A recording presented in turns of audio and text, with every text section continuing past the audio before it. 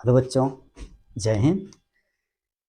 चलो बच्चों, आज का लेक्चर शुरू करते हैं और होगा बच्चों, फर्स्ट ईयर का पोर्शन आज होगा। वो एटॉमिक स्ट्रक्चर का बच्चों आगे बढ़ा रहे हैं। हमने एटॉमिक स्ट्रक्चर में बच्चों discovery of proton, neutron, electron, isotopes, isobars वगैरह सब पढ़ डाले हैं। आज हम पढ़ेंगे बच्चों डिस्कवरी ऑफ न्यूक्लियस। बहुत इंपॉर्टेंट है ये डिस्कवरी ऑफ न्यूक्लियस बच्चों।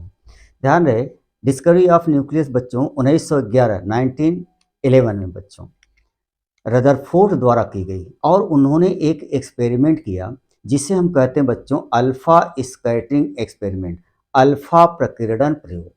अब ये अल्फा प्रकीर्णन प्रयोग क्या है, तो ध्यान से पहले बच्चों सुनो। होता यूं है बच्चों कि एक गोल्ड फॉयल होती है, पत्ती, सोने की पत्ती। आप ऐसे मेटल का प्रयोग वो रदरफोर्ड ने किया बच्चों जिसमें मेलेबिलिटी प्रॉपर्टी अर्थात फैलने का गुण बच्चों बहुत ज़्यादा था। चाहे आप गोल्ड ले लीजिए, चाहे सिल्वर ले लीजिए, चाहे कॉपर ले लीजिए, ये तीन ऐसी मेटल्स हैं बच्चों जिसमें मेलेबिलिटी जो होती है अर्थात फैलने की क्षमता बच्चों बहुत अधिक होती है और सबसे ज़्यादा तो गोल्ड में होती है। तो उन्होंने क्या किया बच्चों, गोल्ड का फॉयल लिया और इसके बाद उन्होंने अल्फा पार्टिकल का बच्चों बम्बार्डमेंट किया।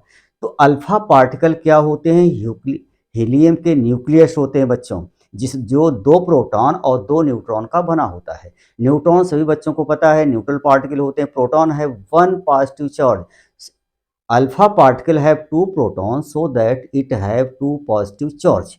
इसमें दो पॉजिटिव चार्ज होता है। तो इन्होंने किया क्या बच्चों, अल्फा पार्टिकल को भी देखा, बीटा पार्टिकल को भी देखा।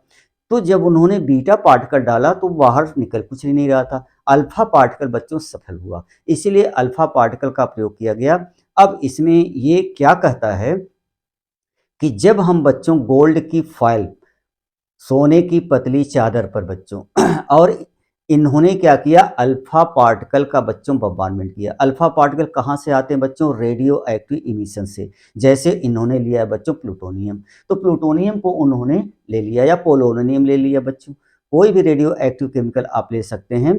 और इन्होंने क्या किया कि इस पोलोनियम बच्चों इन्होंने लिया है जो मैडम क्यूरी द्वारा खोजा गया था बच्चों, जो पोलैंड के निवासी थे, इसीलिए इसका नाम पोलोनियम पड़ा। और ये बहुत ज़्यादा रेडियो एक्टिव प्रॉपर्टी रखता है बच्चों, यूरेनियम से कई लाख गुना अधिक प्रॉपर्टी रखता है ये।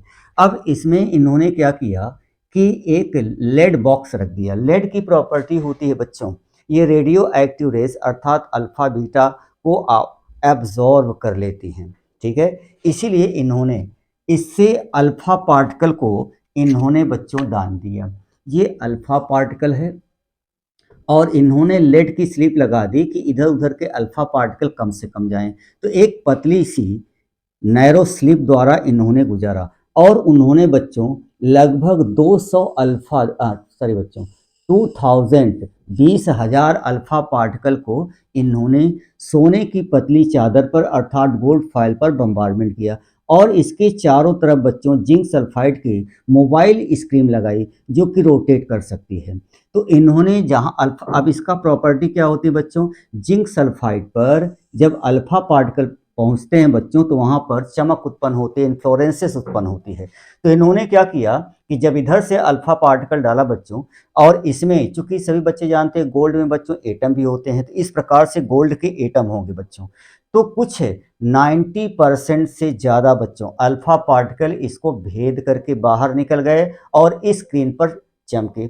अब आप खुद सोचो बच्चों, 20,000 अल्फा पार्टिकल में से केवल 8 और 9 अल्फा पार्टिकल थे बच्चों जो डिफ्लेक्ट हुए और एक अल्फा पार्टिकल या दो अल्फा पार्टिकल थे जो कि उसी पर रिटर्न चले आए, ठीक है। तो इन्होंने ये एक्सपेरिमेंट को, चूंकि अल्फा बच्चों छिटक रहा है इसीलिए इसे अल्फा स्कैटरिंग एक्सपेरिमेंट कहा गया।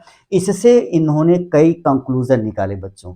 कंक्लूजन नंबर 1 देखो बच्चों, 90% से अधिक अल्फा पार्टिकल बच्चों पार्टिकल्स पेनिट्रेट कर जाते हैं, पेनिट्रेट टू द एटम बच्चों, एटम को भेज जाते हैं, सो दैट इसलिए क्या है बच्चों, सो that maximum maximum space of atom, परमाणु का ज़्यादातर भाग बच्चों इम्पटी है, खाली है।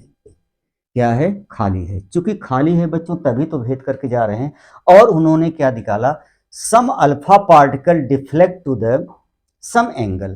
तो इसमें दूसरा पार्ट उन्होंने क्या निकाला बच्चों कि कुछ अल्फा पार्टिकल, देखो कुछ अल्फा पार्टिकल डिफ्लेक्ट हो रहे हैं। इसका मतलब सभी बच्चों को पता है अल्फा पार्टिकल पॉजिटिव चार्ज होते हैं, डिफ्लेक्शन उसी में होगा बच्चों जो न्यूक्लियस जो है, जो पार्टिकल मास होगा किसी एटम में वो पॉजिटिव चार्ज होगा। अब जरा चेक करो बच्चों, यहाँ पर देखिए ये एटम है, अब ये पॉजिटिव चार्ज है, जब इसके बगल से निकलता है तो रिपल्सन कार्ड मुड़ जाता है बच्चों।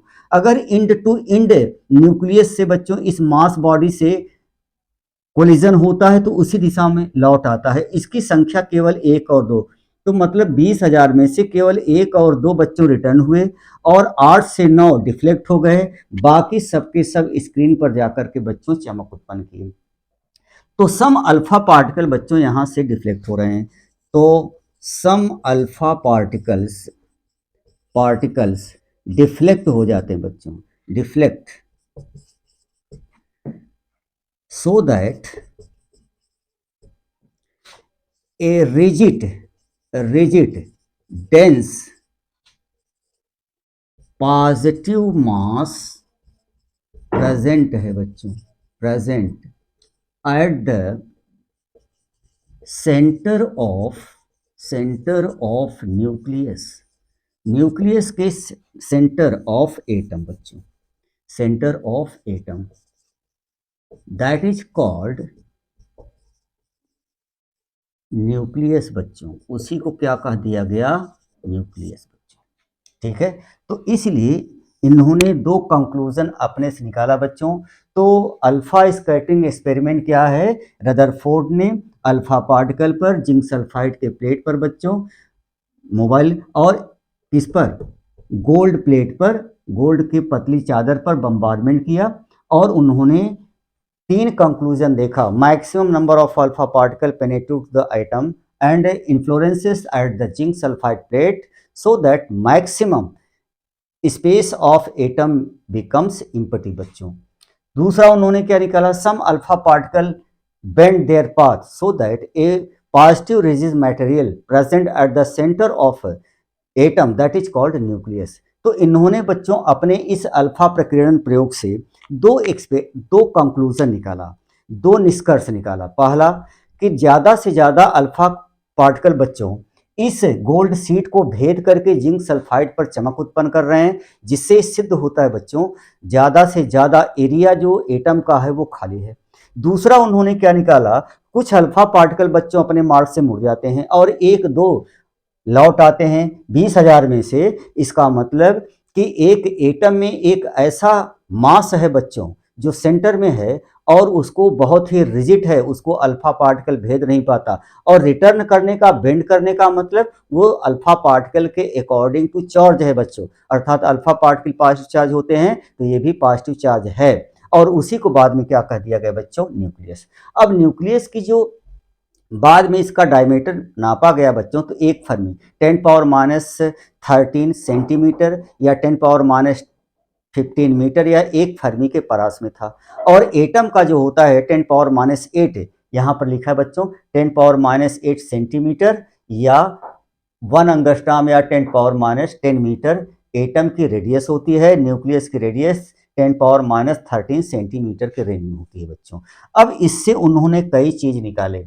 अब क्या क्या उन्होंने देखा बच्चों, क्या जो